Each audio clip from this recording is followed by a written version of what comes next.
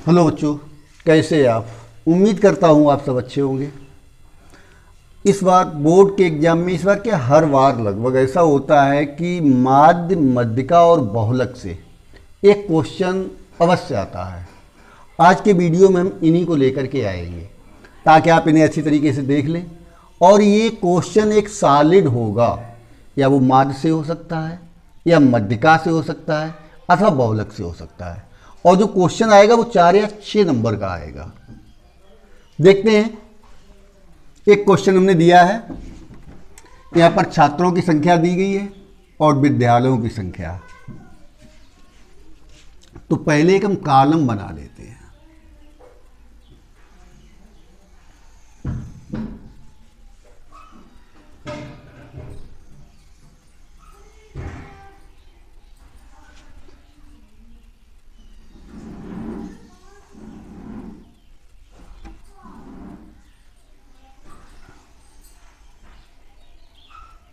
देखते हैं इनमें।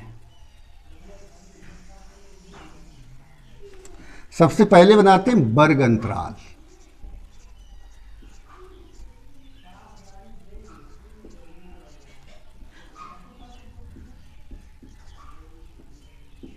इसके बाद बनेगा बारंबारता।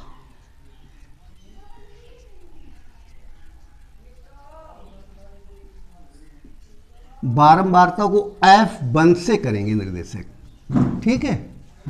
और फिर होगा आपका मध्यमान।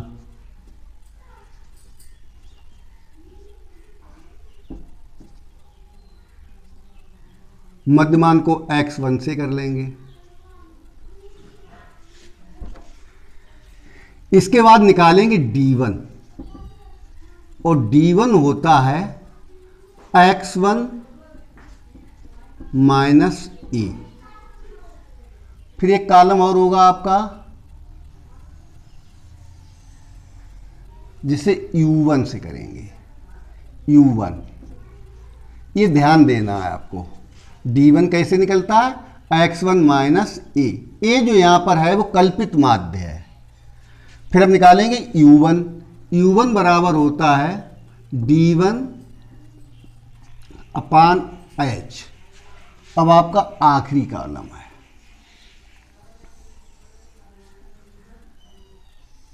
इतने कॉलम आप बनाइए। ये बनेगा F1 U1 into F1, U1 into F1। ये कॉलम आप बना लीजिए।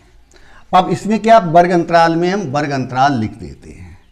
वर्ग अंतराल है हमारा 60 से 79, 79, ठीक है। और इसमें बारंबारता है 18। ये दूसरा वर्ग अंतराल है 80 से 99। इसकी बारंबारता है 24। फिर है 100 से 119।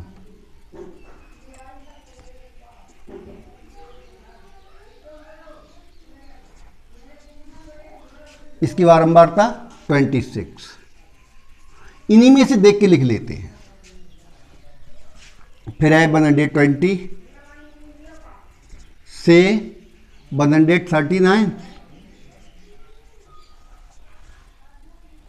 फिर 100, इसकी बारंबारता कितनी है? 32। 140 से 159।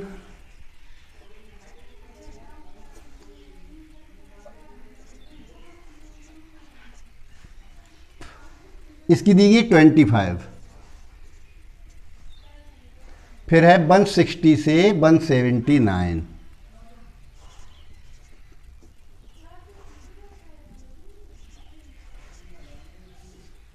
इसकी है 19। और अंतिम है 180 से 199।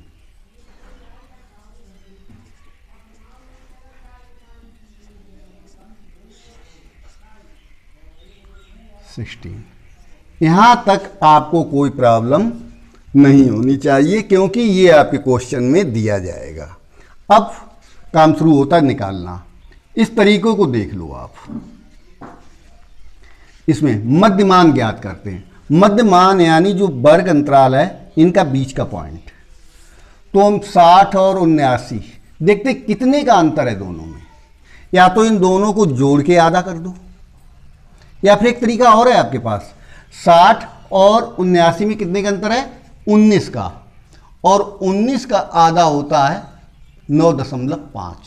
कितना होगा, 9.5। तो 9.5 निम्न सीमा में जोड़ देते हैं। क्या किया हमने, 60 और 79 के बीच का अंतर ज्ञात किया, कितना हो गया 19, और 19 का आधा यानी 9.5, 9.5, ठीक है, उसे किस में जोड़ देंगे, निम्न सीमा में। यानी इसका मध्यमान क्या होगा, पहले वर्ग अंतराल का 69.5। ठीक है, एक तो तरीका ये है। दूसरा ये कि इन्हें जोड़ लो आप, जोड़ेंगे दोनों को तो 9 और 7 6 13 यानी 139। 139 को जो हम आधा करेंगे तो 69.5। ठीक है, जैसे चाहो वैसे निकाल लो। एक चीज़ और है, जब सभी में देखो 20 का अंतर दिया जा रहा है, 60 80 100 120 79 99 119 दिया जा रहा है, तो 20 का ही अंतर यहाँ होगा। तो 69 के बाद कितना आएगा, 79 और 1 10 और 89, कितना हुआ 89.5। इसमें भी 20 जोड़ दो। जब 20 जोड़ेंगे तो कितना हो जाएगा जाकर के 109.5। फिर 20 जोड़ेंगे तो 129.5। इसमें भी 20 जोड़ देंगे तो 149.5। इधर से भी मिला सकते हो आप, क्योंकि प्रत्येक में 9.5 जोड़ा तो 89, 89.5, 109.5, 129.5, 149.5, और यहाँ जोड़ेंगे तो 169.5। ठीक है, एक क्रम बन जाता है जो आपको कैलकुलेशन में बहुत लाभ देता है। यहाँ 180 है तो 9.5 जोड़ देंगे यानी 189.5। या तो आप इनमें 20 जोड़ के लिखते आइए, या 9.5 प्रत्येक में जोड़ते हुए लिखते जाइए। ये तरीका हो गया। अब हमें ज्ञात करना है ए। ये ज्ञात करने के लिए ये बीच का पद होता है, और बीच का पद इनमें देखो ये रहा, तो यही हमारी ए हो जाएगी। यानी इसे कल्पित माध्य बोलते हैं। क्या हो गया, जब विचलन विधि से कहा जाए या कल्पित माध्य से कहा जाए तो आप ये तरीका लगाएंगे माध्य निकालने के लिए। ठीक है, तो ये ए हमें ज्ञात हो गई। अब हम निकालते हैं D1। इतना समझ में आ गया होगा। क्या किया, वर्ग अंतराल और बारंबारता लिख ली हमने, और वर्ग अंतराल की सहायता से हमने मध्यमान ज्ञात कर लिया। मध्यमान में हमने ए ज्ञात कर ली, जो बीच का पद है। देखो 3 ऊपर है 3 नीचे है, 1 बीच, तो ये बीच वाला पद हो गया। अब D1 निकालते हैं। D1 क्या है, x1 माइनस ए। तो x1 हमारा कितना है 69.5 ये, और ए कितना है 129.5। तो इन्हें घटाएंगे हम, तो घटा के निकाल लो। देखो 129 नहीं, x1 में से घटाना है हमें, यानी x1 है 69.5 माइनस ये कितना है 129.5। ये तो बचेगा क्या, यहाँ तो 0 हो गया, 9 में से 9 गया, यहाँ पर भी 0 हो गया। अब 9 में से 9 गया 0, और 12 में से 6 गए 6, यानी 60। कितने का अंतर आ रहा है, 60 का। तो यहाँ पर कितना आ जाएगा, 60 आया किसका, माइनस का आया, क्योंकि इसका ज़्यादा है। तो यहाँ कितना आया 60। फिर देखो वही क्रम मिल जाएगा, क्योंकि अंतराल तो हमारा 20 का है। तो यहाँ पर कितना आएगा, 40 आएगा माइनस का। ठीक है, क्योंकि अगर इसमें से घटाएंगे तो कितना आएगा 40। अब 40 के बाद 20 का अंतर फिर कर दो, तो यानी कितना आया 20। और जब ये घटाया जाएगा तो क्या आएगा यहाँ 0। ठीक है, यही क्रम आगे चलेगा। अब किस में से घटाना, 149.5 में से ए को घटाना है, यानी इसे। तो क्या बचेगा 20 काय का प्लस का, और दूसरे नंबर पर क्या आएगा 20 के बाद 40, फिर 60। ठीक, अब तो आपकी समझ में आ रहा होगा सीधा सीधा। इसमें से घटाए यानी एक क्रम बनता है सीधा। अब क्या निकालना है, इसे निकाल लिया ये। अब u1 पता करना है, तो u1 कैसे पता करेंगे, u1 बराबर होता है d1 अपान h, और d1 हमें ये प्राप्त हो गया है, और h जो है ये वर्ग अंतराल है, इनकी माप है। इनके बीच में क्या है अंतराल, सभी में देखो 20 का अंतर आ रहा है। कितना 20 आ रहा है, यहां पर भी 20 का अंतर है, यहां पर भी 20 का अंतर है, तो यही अंतराल हमारी h होगी। तो d1 यानी कि -60 और h यानी कि 20, तो हम भाग देंगे, आएगा क्या -3, और ये -2, और ये -1, ये 0 ही रहेगा। ये 1 2 और ये 3। ठीक है, 20 का भाग देंगे 20 में तो 1, 40 में देंगे 2 और 60 में देंगे तो 3। इस प्रकार से हमने u1 ज्ञात कर लिया। अब u1 इंटू f1 देखते हैं। f1 है हमारा 18 और u1 है 3, यानी इनका हमें गुणा करके लिखना है। तो 18 का 3 में गुणा करेंगे क्या आएगा -54। ठीक है, 24 का 2 में करेंगे कितना हो जाएगा -48। 26 का 1 में करेंगे तो -26। ठीक, ये 0 हो गया। और देखते हैं, अब 32 का 0 में करेंगे 0, 25 का 1 में करेंगे तो 25 हो गया, और 19 का 2 में करेंगे हैं कितना हो गया 38। समझ में आ रहा होगा। फिर देखते हैं 16 का 3 में, ठीक है, तो कितना हो गया 48। इस प्रकार से गुणा कर लिया। अब हमें इनका टोटल करना है।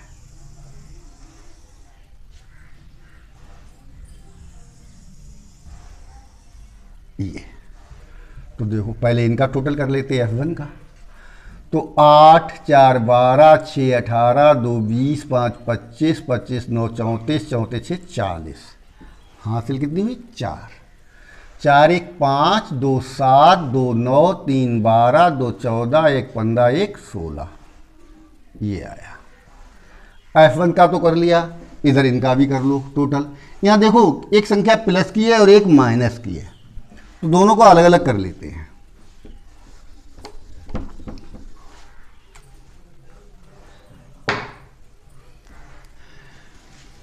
प्लस का पहले कर लेते हैं। 4 8 12 12 6 18 हासिल 1, 5 1 6 4 10 2 12 हासिल 1, यानी 12 ही बचा। ये माइनस का आया। अब प्लस का कर लेते हैं।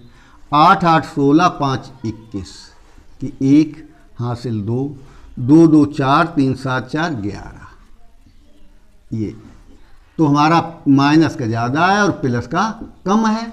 घटाया तो क्या बचा 7 और 1 यानी -17 बचा। ये क्या आया हमारा -17। इतना काम आपको समझ में आ गया होगा। ये तो एक बार फिर देख लेते हैं। क्या किया, सबसे पहले हमने जो वर्ग अंतराल दिया गया था उसे लिख लिया, बारंबारता दी गई थी दूसरी कॉलम में उसे लिख लिया। अब वर्ग अंतराल की सहायता से हमने सभी मध्यमान ज्ञात कर लिए। मध्यमान में जो बीच की पंक्ति थी उसे a मान लिया, a। ठीक, फिर हमने d1 ज्ञात किया। d1 बराबर होता x1 माइनस a, तो x1 था 69.5 और a है हमारा 129.5। फिर अगली लाइन में हमारा x1 है 89.5। ऐसे हम ज्ञात करते चले गए। अंतराल था, अंतराल की सहायता से भी ज्ञात कर सकते हैं। फिर u1 होता है d1 अपान h, तो h हमारी कितनी थी 20 निकली थी, क्योंकि 20 का अंतराल है, तो 20 का भाग दिया, 20 3 60, इसे ज्ञात कर लिया। u1 इंटू f1 यानी U1 में F1 का गुणा करके इन्हें ज्ञात किया, इनका योग ज्ञात किया, तो कितना आया -17। अब हमें निकालना है माध्य।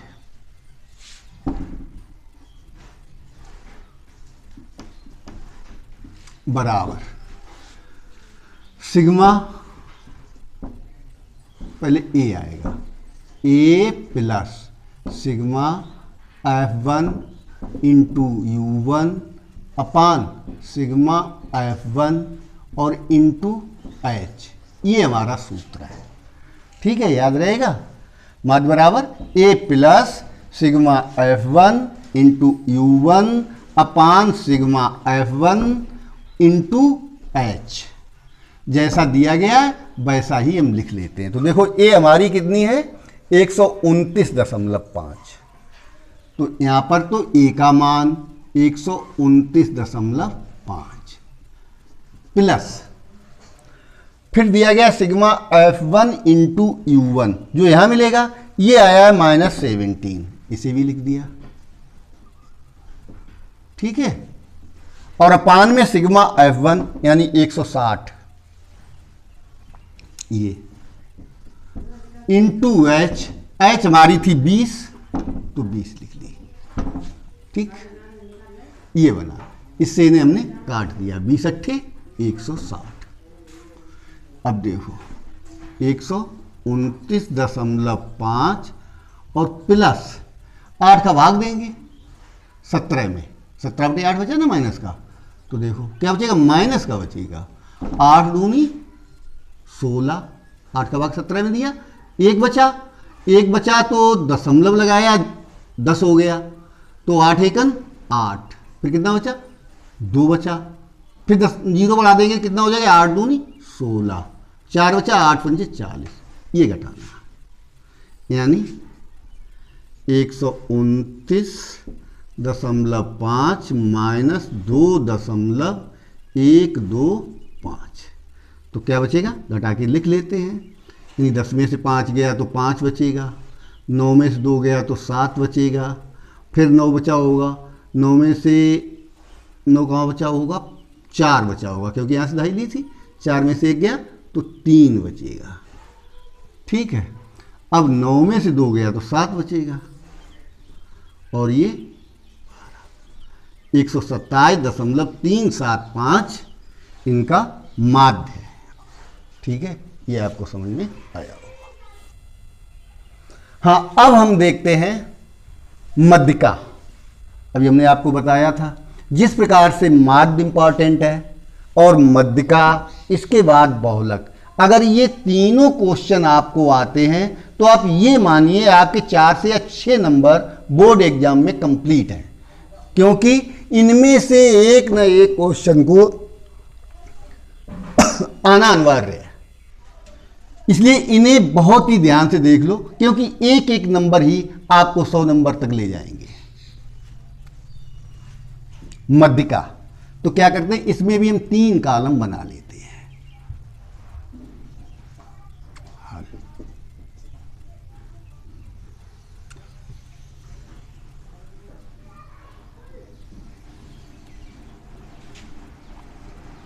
इस प्रकार से, ठीक है। पहला जो कॉलम होगा हमारा वो होगा वर्ग अंतराल का,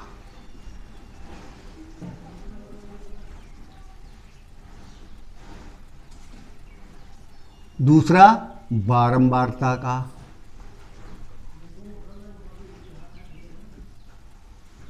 और तीसरा संचयी बारंबारता। संचयी बारंबारता, मध्यिका में हमें संचयी बारंबारता ज्ञात करनी होती है। तो वर्ग अंतराल है हमारा 0 से 10, 10 से 20, 20 से 30 और 30 से 40, 40 से 50। ठीक है, बारंबारता 20, 36, 44, दिखाई पड़ रहा है तुम लोगों को? हाँ साइड हो जाओ थोड़े, 44 फिर 33 है और ये 18। इतना तो वैसा ही हमने उतार लिया जैसा दिया गया था, वर्गंतराल ये उतार दिया, बारंबारता नहीं। अब हम संचयी बारंबारता, संचयी बारंबारता में केवल एक बार देख लो, अपने आप आ जाएगी। पहला पद जो होता उसी को लिख दो 20, ठीक है, कोई दिक्कत। अब 20 को क्या करना है दूसरे पद के लिए, इसे इसमें जोड़ के लिखो। 20 और 36 कितने हुए, 56, बस ठीक। अब क्या करना है, इसमें अगला पद जोड़ देना है, तो कितना हुआ जाकर के 56 44 100, ये इसमें अगला पद जोड़ देना, यानी योग में अगले पद को जोड़ते जाओ लिखते जाओ। पहला पद लिखने के बाद अब 20 में किसे जोड़ा था, दूसरे पद को, फिर कितना आ गया 56, 56 में किसे जोड़ेंगे, तीसरे पद को, फिर कितना आ गया 100, और 100 में किसे जोड़ेंगे, 33 को, यानी कितना हो गया 133, ठीक है, बात आई समझ में। अरे इसे देखा, देखो ये पहला जो पद है वो लिख दिया जितना था।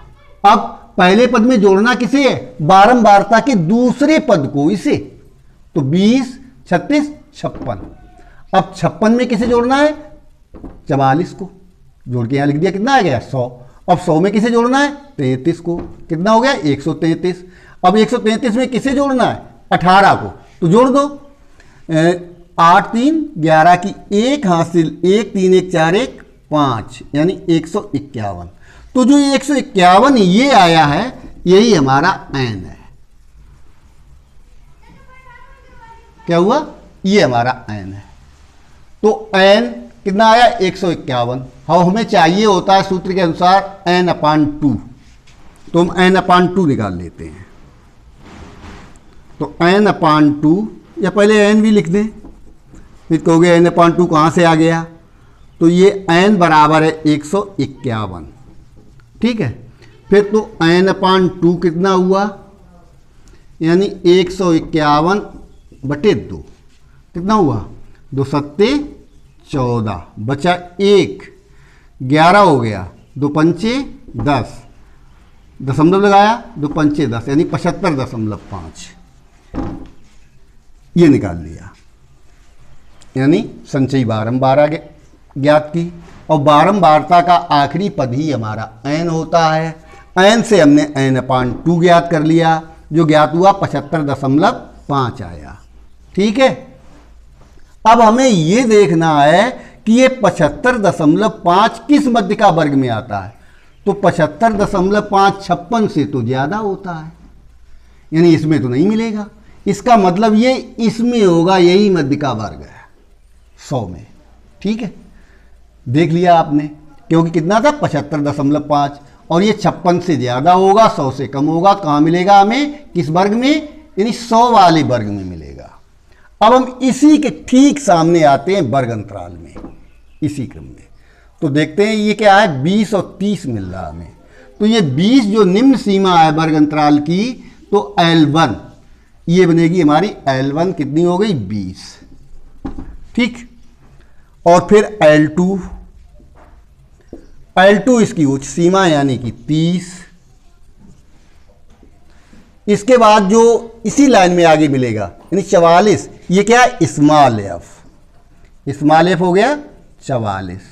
अब एक चीज और बची है, वो बची है कैपिटल एफ।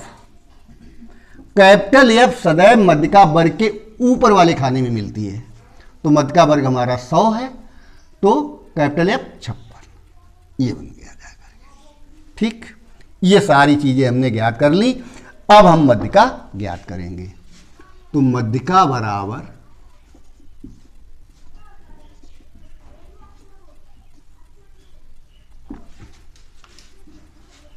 L1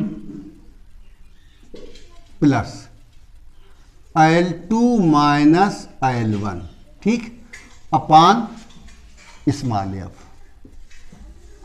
और ब्रैकेट में होगा n/2 माइनस एफ, ये ये सूत्र होता है मध्यिका ज्ञात करने का, याद रहेगा आपको। L1 plus L2 minus L1 अपान स्मॉल एफ ब्रैकेट में n/2 माइनस एफ लिख लेते हैं। अब देखो L1 हमें मिला था 20, तो इसकी जगह क्या लिख देंगे 20 प्लस L2 था 30, ये 30 प्राप्त हुआ था, और 30 माइनस 20, स्मॉल एफ हमें मिली थी 44, ये 44 हो गया। ब्रैकेट में n/2 है 75.5 और माइनस एफ यानी कि 56, ये ठीक इस प्रकार से लिख लीजिए। तो 20 प्लस कितना बचा 10 और 10/44, इन्हें भी लिख लेते हैं घटा करके क्या आया। तो देखो 0.5 तो अपनी जगह पर आ गया, और यहाँ 15 में से 6 गया तो 9 बची, यहाँ बचा था 6 में से 5 गया 1, ये बची। ठीक है, कटेगा कोई संख्या, इन्हीं को काट लेते हैं। 2 पंचे 10 और ये हो गया 22। चलो हल करते हैं। तो 20 प्लस 5 का इसमें गुणा कर लें, 5 25 हासिल 2, 5 ने 45, 2 47, ये दशमलव यहाँ हो गया, हासिल लगा 4, 5 एकन 5 और 4 9, और बटे कितना आया 22। तो एक काम करते हैं, इसका भाग दे करके निकाल लेते हैं, कहीं पर यही निकाले ले रहे हैं, यानी 22 का भाग देंगे किसमें 97.5 में, ये तो 22 चौकू कितना हुआ 88, 17 में से 8 गया 9 बचा, और यहाँ बचा था 8, ये उतारा लिया 5 का दशमलव आ गया, तो 22 चौकू 88 फिर आ गया, फिर 15 में से 8 गया तो 7 बचा, और यहाँ कुछ बचा नहीं, दशमलव लग चुका है तो एक 0 बढ़ा लिया, 22 66, कितना बचा 4 बचा, यहीं छोड़ देते क्योंकि आधे से कम हो रहा है। तो क्या आएगा हमारा 20 प्लस 4.43, यानी मध्यिका हमें प्राप्त हुई है 24.43। ठीक, ये हमारी मध्यिका हो गई। हाँ, अब हम देखते हैं बहुलक। बहुलक ज्ञात करना है। तो बहुलक अगर हम इसकी सारणी न बनाए, इसी से काम चला लें, तो आप देख सकते हैं, इसी से देख लो, नहीं तो अपना बना लेना इधर हैं, यही बनेगी, एक तरफ वर्ग अंतराल, दूसरा कॉलम बारंबारता का। इसमें होता क्या है, सबसे पहले ये देखा जाता है कि बारंबारता सबसे बड़ी कौन सी है, तो सबसे बड़ी बारंबारता हमें ये मिल रही है, तो यही बहुलक वर्ग है। और जब ये बहुलक वर्ग है तो ये क्या बना जाकर के एफ, इसे किसे कर देंगे एफ से, एफ बराबर हमारा 61 हो गया। और इससे पहले वाला पद जो होता है बहुलक वर्ग से ठीक पहले वाली संख्या F1 कहलाती है, बराबर यानी 52, और इसके बाद वाली संख्या F2 यानी कि 38। ठीक है, और जिस कॉलम में हमें बहुलक वर्ग मिलता है वो ही इनकी मध्यिका लिखते हैं। निम्न सीमा यानी हमारी L होती है, L यानी कितनी होगी 60, और H जो होता है H बराबर यानी L2 माइनस L1, जो कितनी हुई L2 उच्च सीमा और L1 निम्न सीमा, यानी H कितनी होगी हमारी 20 लिख लेते हैं, यानी 80 माइनस 60 बराबर 20। ये पद हमें मिलेंगे कहाँ कहाँ। सबसे पहले देखते हैं कि बारंबारता किस पद की ज़्यादा है। जिस पद की बारंबारता ज़्यादा है वो हो गया बहुलक वर्ग, यानी इन सभी बारंबारताओं में ये बारंबारता सबसे ज़्यादा, तो ये बहुलक वर्ग हो गई। और इसी के ठीक ऊपर ये L1 और ये L2, और बहुलक वर्ग से ठीक पहले F1, बहुलक वर्ग से ठीक बाद में F2, और L हमारी 60 है और H L2 minus L1, L2 L1 ये रही। ठीक है, अब हम लिख लेते हैं सूत्र बहुलक का।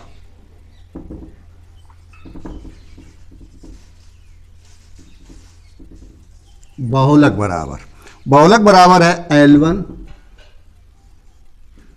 प्लस F माइनस F1 अपान 2F minus F1 minus F2, ये ब्रैकेट में होता है, और इंटू H। ठीक, ये बहुलक ज्ञात करने का सूत्र है।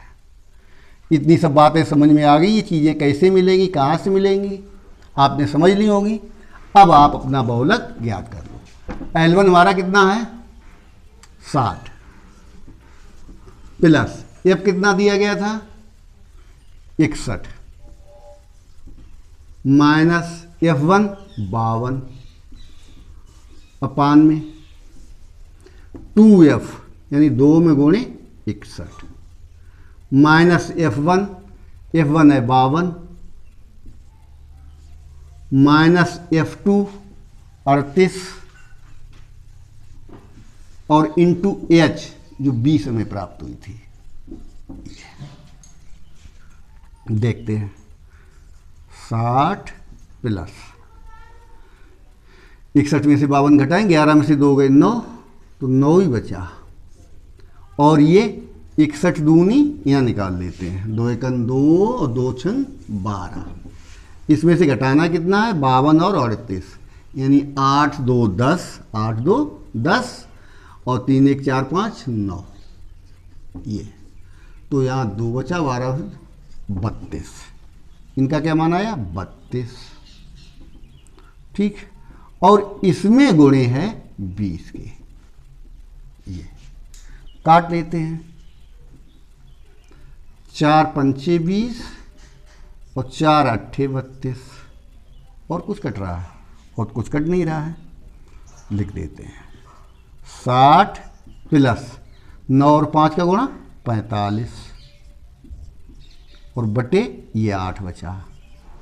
ठीक है, बराबर काट के लिख लेते हैं 60 प्लस 8 का भाग देंगे 45 में, 8 पंची 40, बचा कितना 5, 5 में भाग जाता नहीं, दशमलव लगाया, 0 बढ़ गया, 50 हो गया, 8 छंग 48, 2 बचा, 20 हो गया, 8 दूनी 16, फिर 4 बचा, 8 पंचे 40, कुल मिलाकर के हमारा कितना आया 65.625, ये बहुलक प्राप्त हुआ। उम्मीद है आपने ये तीनों क्वेश्चन सीख लिए होंगे। आगे अभी हम आपको एक हाइट एंड डिस्टेंस से इंपॉर्टेंट और एक वृत्तखंड से 2 क्वेश्चन और इंपॉर्टेंट देने की कोशिश कर रहे हैं। हाँ, अब हम देखते हैं एक वृत्तखंड संबंधित क्वेश्चन। क्वेश्चन है 15 सेंटीमीटर त्रिज्या वाले एक वृत्त की कोई जीवा केंद्र पर 60 अंश का कोण अंतरित करती है, संगत लघु और दीर्घ वृत्तखंडों के क्षेत्रफल ज्ञात कीजिए। ऐसे क्वेश्चन लगभग हर बार आता है, देख लेते हैं इसे हल।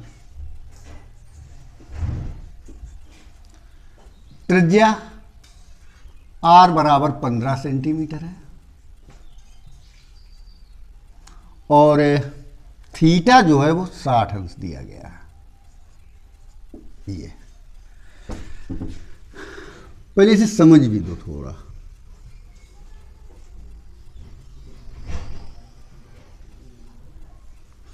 एक वृत्त है जिसका केंद्र O है, वृत्त पर 15 सेंटीमीटर की त्रिज्या है, ये त्रिज्या जो है 15 की है O, और कोई जीवा केंद्र पर 60 अंश का कोण अंतरित करती है। यहाँ पर कोण बनता है 60 अंश का। ठीक है, इस वृत्तखंड यानी इस भाग का हमसे क्षेत्रफल और शेष वृत्तखंड का यानी लघु वृत्तखंड और दीर्घ वृत्तखंड दोनों को पूछी गई है। तो इसका क्षेत्रफल निकालने के लिए हमें पहले हम त्रिज्यखंड का क्षेत्रफल निकालें। ये जो त्रिज्यखंड है उसमें से इस त्रिभुज का क्षेत्रफल घटा दें, इसे कुछ और मान लें,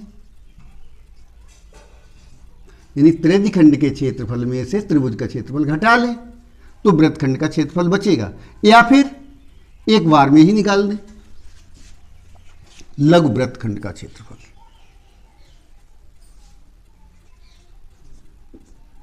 लघु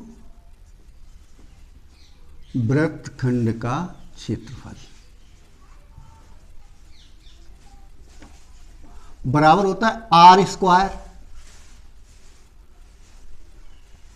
इसे देख लो। अच्छा, ये होता क्या है, त्रिज्यखंड का क्षेत्रफल होता है पाई आर स्क्वायर थीटा अपान 360, और इसमें से घटाएंगे क्या, त्रिभुज का क्षेत्रफल, यानी माइनस आर स्क्वायर या sine r square theta upon 2, इसे घटाना है। ठीक है, तो इसी को आप सूत्र बना सकते हैं। इसमें आर स्क्वायर दोनों तरफ है, कॉमन ले लिया तो क्या बचा हमारा, pi theta upon 360 minus sine theta upon 2, ये बचा, ये सूत्र बना। यही डायरेक्ट लिख लेते हैं, लघु वृत्तखंड का क्षेत्रफल बराबर यानी r square pi theta upon 360 minus sine theta upon 2। ठीक है, निकालते हैं। आर हमारी है 15 यानी 15 का वर्ग, पाई का मान बताया 3.14 रख लेते हैं, और थीटा है 60 अंश अपान 360 माइनस साइन 60 अपान 2। ठीक, ये कितना हुआ, 225। 60 से इसे काट दिया, 6 आया, यानी 3.14 बटे 6 माइनस साइन 60 का मान होता है √3 अपान 2, और 2 नीचे भी है तो कितना हो गया 4, ये बना जा करके। लासा लेते हैं,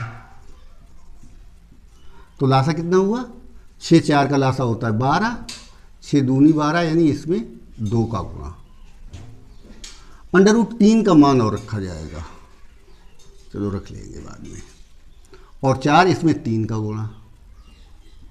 ठीक, तो जब 2 का गुणा करेंगे कितना हो जाएगा, 2 चौकू 8, 2 एकन 2 और 2 3 6 माइनस 3 में गुणे 1.73, ये बना। हल करते हैं, 225 6.28 माइनस 3 त्रिका 9, 3 सत्ते 21 की 1 हासिल 2, दशमलव अपनी जगह पर, 3 एकन 3 2 5, और बटे में है हमारा 12।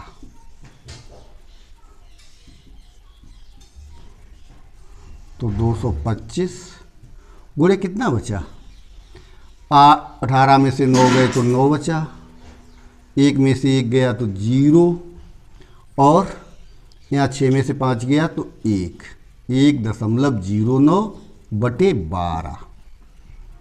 काट के देखते हैं कटता है किसी से, 3 से कट जाएगा, 3 सत्ते 21, 1 बचा 3 15, 4 से इसे काटते हैं, दशमलव 4 दूनी 8,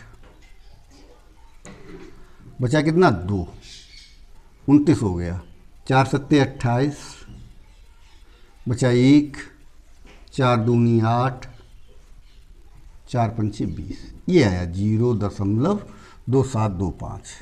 यानी कुल मिला के में कितना प्राप्त हुआ है, 75 में गुणे 0.2725, ये इसे हटा देते हैं। गुणा करके इनका लिखना है यहां पर, तो 0.2725 में गुणा करना है हमें 75 का। कर लेते हैं, 55 25 हासिल 2, 5 दूनी 10 और 2 12 हासिल 1, 5 सत्ते 35, 1 36 हासिल 3 और 5 दूनी 10 3 13, 7 पना 35 की 5 हासिल 3, 7 दूनी 14, 3 17 की 7 हासिल 1, 7 सत्ते 49, 1 50, 5 7 दूनी 14, 5 19, 5 7 13, 4 9 1 10, 1 1 2, यानी 200 कितने अंक बाद दशमलव आएगा, 4 अंक बाद, 20.4375 ये आया। यानी इसका क्षेत्रफल में क्या प्राप्त हुआ था, 20.4375 वर्ग सेमी। ठीक है, ये किसका हुआ, लघु वृत्तखंड का। अब हमसे दीर्घ वृत्तखंड का भी पूछा गया है।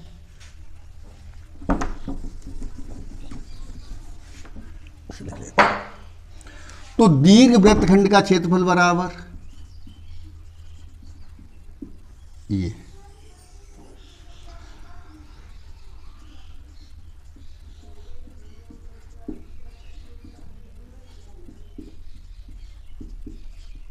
बराबर, तो वृत्त के क्षेत्रफल में से लघु वृत्तखंड का घटा दे, हमें मिल जाएगा।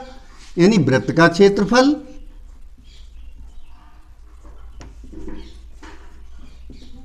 माइनस लघु वृत्तखंड का क्षेत्रफल,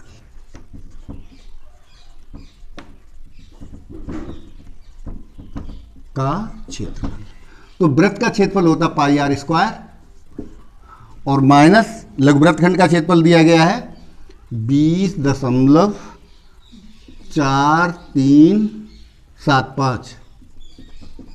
ठीक है, पाई का मान 3.14 गुणे 15 का वर्ग, यानी ये थी 15, तो 15 का वर्ग माइनस 20.4375, ये बना 3.14 गुणे 225 माइनस 20.4375। गुणा कर लेते हैं इनका, देखो 3.14 में 225 का गुणा, 5 चौकू 20, 5 1 5 2 7, 5 3 15, 2 चौकू 8, 2 1 2 2 3 6, 2 चौकू 8, 2 1 2 2 3 6, 0, 8 7 15 की 5 हासिल 1, 5 1 6, 2 8 8, 16 की 6 हासिल 1, 1 1 2, 6 8, 2 10 हासिल 1, 6 1 7, 2 अंक बाद दशमलव है, 706.5, कितना आया 706.50 माइनस 20.4375, घटा के निकाल लेते हैं और हमारा क्वेश्चन कंप्लीट होता है। बराबर,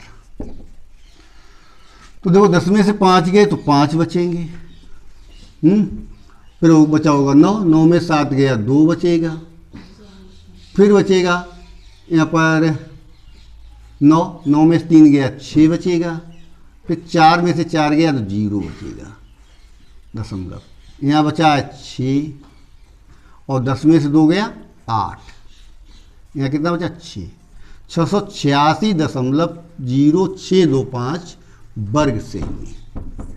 इस टाइप के भी क्वेश्चन आएंगे जो आपका समय लेंगे, लेकिन अच्छे नंबरों के आएंगे, इसलिए आपको इन पर ध्यान देना बहुत आवश्यक है। हाँ, अब देखते हैं अगला। एक घड़ी की मिनट की सुई जिसकी लंबाई 14 सेमी है, तो सुई की लंबाई 14 सेमी, तो आर आपकी हो गई है 14 सेमी। ठीक है। अब वो कह रहा है कि इस सुई द्वारा 5 मिनट में रचित क्षेत्रफल ज्ञात कीजिए। आपने घड़ी देखी होगी, जो मिनट की सुई होती है पूरा एक राउंड लगाती है, यानी 1 घंटे में 60 मिनट में कितना जाती है वो? 360 अंश का कोण बनाती है। तो हम अपना निकाल लेते हैं। 5 मिनट में सुई द्वारा बनाया गया कोण, यानी 5 मिनट में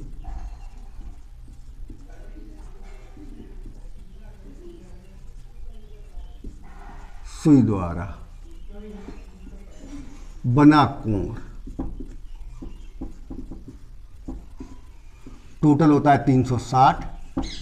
60 मिनट में बनाती है, बटे 60 कर दो, और जितने भी मिनट का निकालना है उसका गुणा कर दो।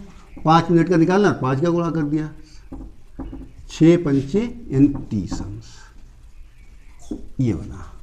तो 5 मिनट में सुई ने कितने अंश का कोण बनाया? 30 अंश का। तो थीटा हमारा हो गया 30 अंश। अब वो बनाएगी क्या? बनाएगी त्रिज्यखंड। तो हमें क्या लगाना होगा? त्रिज्यखंड का क्षेत्रफल। तो त्रिज्यखंड का क्षेत्रफल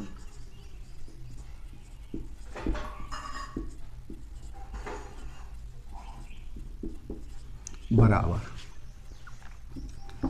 पाई आर स्क्वायर थीटा अपान 360, ये बना। ठीक है। तो पाई का मान 3.14 रख ले, कोई कटने वाली है 14 है, तो 22/7 रख लेते हैं। 22/7 और 22 गुणे आर 14 का वर्ग यानी 14, और थीटा कितना हुआ? 30 अंश। तो बटे में आ गया ये 360। ठीक, 7 से इसे काट दिया 2, और 30 से इसे काट दिया 12, 2 से इसे काटा 6, फिर 2 से काट लिया 3, और ये बना 11। कुल मिला के कितना आया? 11 चौक 44 हासिल 4, और 11 एकन 11 और 4 15, 154/3 वर्ग से। ये 5 मिनट में सुई द्वारा रचित क्षेत्रफल होगा। इस टाइप के क्वेश्चन भी आपके पेपर में आएंगे। देखते हैं कि 4 सेंटीमीटर त्रिज्या का एक वृत्त खींचिए। इसके केंद्र से 8 सेंटीमीटर दूर स्थित एक बिंदु से इस पर स्पर्श रेखाएं खींचिए तथा लंबाई नापिए और गणना द्वारा उनकी पुष्टि कीजिए। इस प्रकार से आ सकता है, या क्वेश्चन इस प्रकार से भी दे सकते हैं कि किसी वृत्त पर के बाह्य बिंदु से स्थित उस पर स्पर्श रेखाएं खींचिए। जिस टाइप से भी आए, तरीका एक ही है इसका बनाने का, वो हम आपको दिखा रहे हैं। आप देखें, क्वेश्चन इंपॉर्टेंट है, इसलिए ध्यान देना आवश्यक है। सबसे पहले अगर हमें कुछ दिया गया है त्रिज्या की नाप, तो उसी त्रिज्या से हम एक वृत्त बना लेंगे प्रकाल और पेंसिल की सहायता से। हमारे जैसे मत खींच लेना, ठीक है। तो 4 सेंटीमीटर त्रिज्या है, तो हम 4 सेंटीमीटर त्रिज्या लेकर के एक वृत्त बनाएंगे।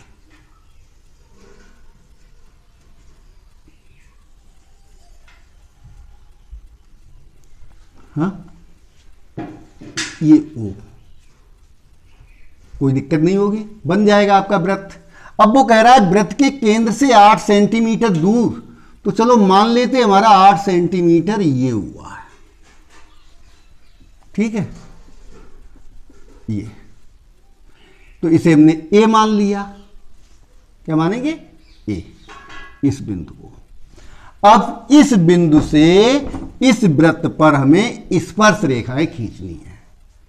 क्या किया हमने? पहले एक जो हमें त्रिज्या दी गई उसकी सहायता से वृत्त खींच लिया, और केंद्र से 8 सेंटीमीटर एक दूर एक बिंदु ले लिया ए। ठीक है, इसके बाद हमें क्या करना है, ये जो एओ रेखा है इसका लंबार्धक ज्ञात करते हैं। और लंबार्धक कैसे ज्ञात करेंगे, चाहे इस बिंदु से या इस बिंदु से, इसकी आधे से अधिक दूरी लेंगे। मान लो यहां से आधे से अधिक दूरी प्रकाल में ले ली। अब यहां पर हम अपनी प्रकाल रखेंगे, एक चाप लगाएंगे, इधर को एक इधर को लगा देंगे। ठीक है, फिर इधर से वही चाप, दोनों चाप जिस जगह पर काटेंगे वहां से हम मिला देंगे।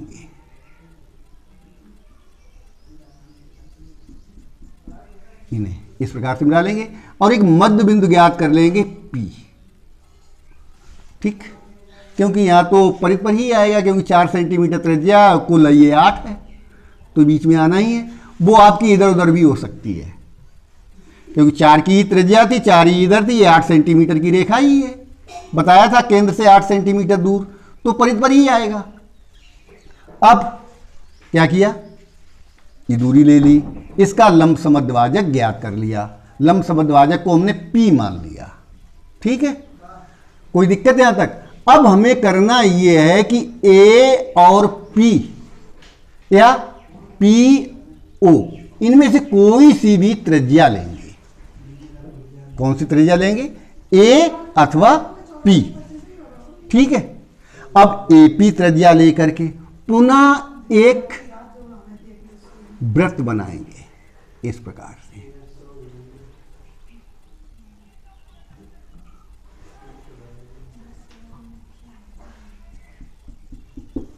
बना लेंगे। त्रिज्या कौन सी होगी, याद रहेगा आपको, AP अथवा PO। PO कोई सी त्रिज्या लेकर के एक वृत्त बना लेंगे। ये पहले वाले वृत्त को जिस जगह पर काटेंगे उन्हें B और C मान लेंगे। क्या मानेंगे, B और C, ये मान लेंगे। अब A को C से और A को B से इस प्रकार से मिला देंगे, और B को O से और O को C से, ये। ठीक, यही हमारा अभीष्ट त्रिभुज बनेगा। इन्होंने कहा है कि नापिए, तो ना, और नापना भी है तो नाप के अपनी देख लो, जितनी निकले चेक कर सकते हैं। कैसे कर सकते हैं, आपको मालूम है कि त्रिज्या और स्पर्श बिंदु 90 अंश का कोण बनाते हैं ये, और 90 अंश के सामने की भुजा कर्ण होती है, यानी AO क्या हो गई, कर्ण। ये समकोण त्रिभुज हुआ AVO, और इसमें हमें ज्ञात क्या करना है, AB। तो AB बराबर क्या हुआ हमारा, अंडर रूट AO वर्ग माइनस OB वर्ग, ये। ठीक, ये तो AO 8 है, यानी 8 का वर्ग माइनस OB 4 का वर्ग, 64 माइनस 16 बराबर, तो 14 में से 6 गए 8 बचेगा, और 5 में से 1 गया 4, ये 48 सेमी आएगा। तो 48 सेमी का हम वो निकाल देते हैं वर्गमूल। कितना बनेगा जाकर के, 6 का भाग 11, 6 36, क्या बचा हमारा 12, 6 12, भाग जाता नहीं, तो यहाँ पर 2 जीरो बढ़ा देते हैं क्योंकि डबल बढ़ेंगे। अब देखते हैं 12 का भाग 120 में लगभग 9 बार लिख देते हैं। 9 ने 81, हासिल 8, 9 दूनी 18, 18 8 26, हासिल 2, 9 का 9 2 11, ये 10 में से 1 गया 9, 9 में 6 गए 3, हाँ, और यहाँ कुछ नहीं बचा। क्या कहते 2 जीरो और बढ़ा लेते हैं, तो 9 9 9 18, 2 1 3 1, 138 का भाग देंगे कितनी बार जाएगा, लगभग 2 बार मान लो, हाँ, 3 बार तो नहीं जा रहा है, लेकिन वो 3 के लगभग हो जाएगा जा करके। तो मैं क्या लिख देंगे यहाँ पर 6.93 सेमी लगभग, ये नाप होगी। और आप जब नापेंगे तो इतनी ही निकलेगी। अब एक इंपॉर्टेंट प्रमेय, सिद्ध कीजिए कि वृत्त पर खींची गई स्पर्श रेखाएं बराबर होती हैं। तो क्या करते हैं, पहले एक वृत्त बना देते हैं, जैसे अभी ये क्वेश्चन बनाया था उसी प्रकार से।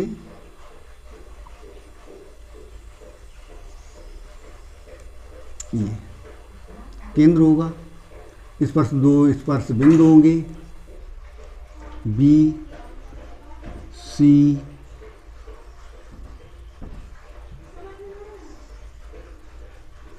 स्पर्श रेखाएं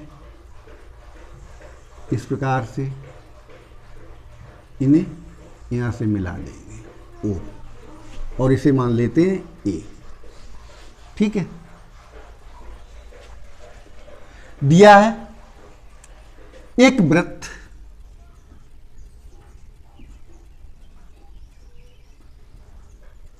जिसका केंद्र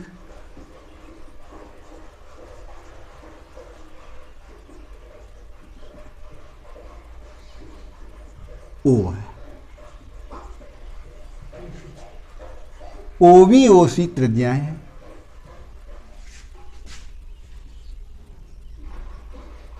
ओबी तथा ओसी त्रिज्याएं हैं।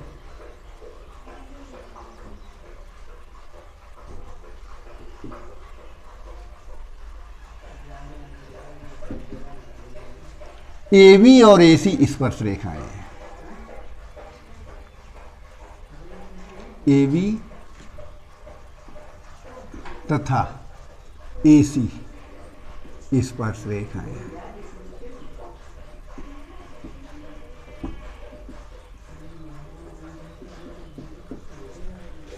सिद्ध कीजिए कि किसी बाह्य बिंदु से वृत्त पर खींची गई स्पर्श रेखाएं बराबर होती हैं। ये हमें सिद्ध करना है, उसके लिए हमें इस प्रकार से एक चित्र बनाना पड़ेगा और दिया है लिख लेंगे, एक वृत्त जिसका केंद्र O है, OB तथा OC त्रिज्याएं हैं, AB तथा AC स्पर्श रेखाएं।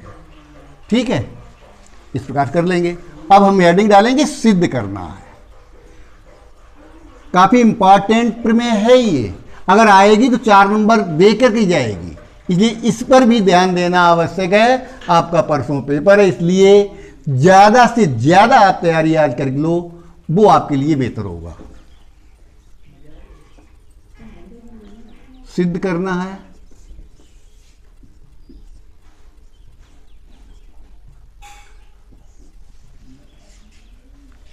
AB बराबर AC, AC। ठीक है, उपपत्ति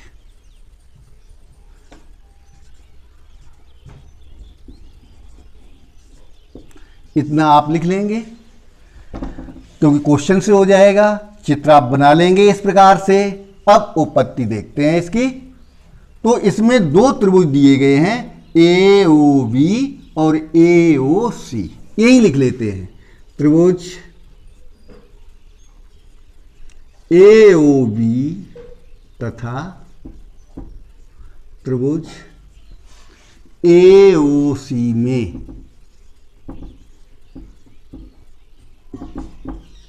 देख रहे हैं आप, ये 2 त्रिभुज हैं, AOB और AOC।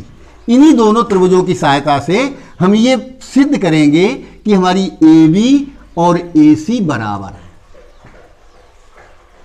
तो देखते हैं इनमें।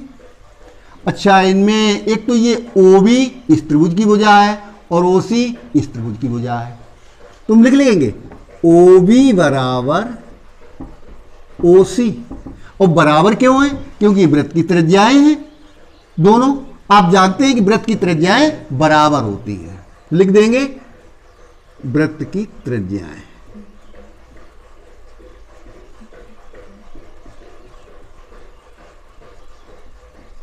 पहला पॉइंट हो गया हमारा। अब दूसरा पॉइंट देखते हैं। ये एओ रेखा इस त्रिभुज को भी बना रही है और यही एओ रेखा इस त्रिभुज को भी बना रही है। तो ये कैसी हो गई? ओवेनिस्ट। एओ बराबर एओ। बिल्कुल प्रॉब्लम नहीं होनी चाहिए ऐसी प्रमेय को सिद्ध करने में।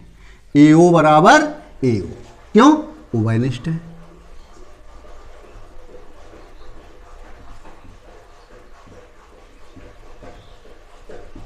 अब दो भुजाएं हमने बराबर कर ली। इस त्रिभुज की ये भुजा, इस त्रिभुज की ये भुजा बराबर है। ये भुजा ओवेनिस्ट है। अब या तो हम एक भुजा और बराबर कर लें, वो हमें मिलेगी नहीं क्योंकि तो बराबर सिद्ध करनी है, तो हम एक कोण बराबर सिद्ध कर लेते हैं। तो देखो, आपको पता है कि स्पर्श बिंदु और त्रिज्या के द्वारा 90 अंश का कोण बनता है। स्पर्श बिंदु और त्रिज्या से जो कोण बनता है वो 90 अंश का होता है। तो हम लिख देंगे कोण ABO बराबर कोण ACO प्रत्येक समकोण।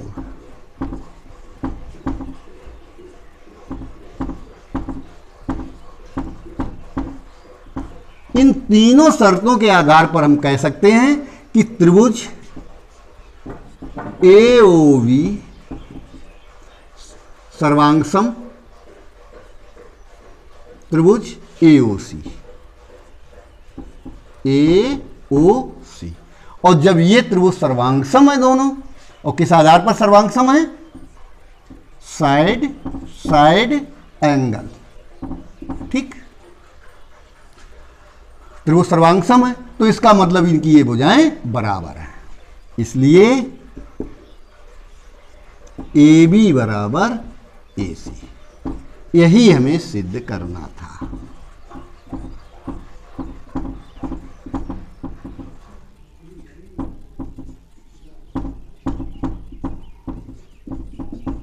ठीक है, ये आपका क्वेश्चन कंप्लीट हुआ।